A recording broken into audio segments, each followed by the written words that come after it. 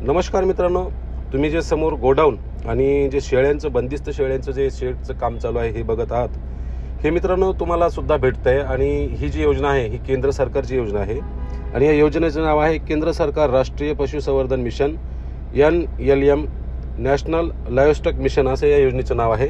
या योजनेअंतर्गत आपल्याला 1 कोटी रुपयापर्यंत अनुदान दिले जातं, परंतु 75% आपल्याला सबसिडी दिली जाते आणि 25% आपल्याला ते पैसे शासनाला भरावं लागतात. तर मित्रांनो, ही योजना कोणाकोणाला लागू आहे ते सांगतोय.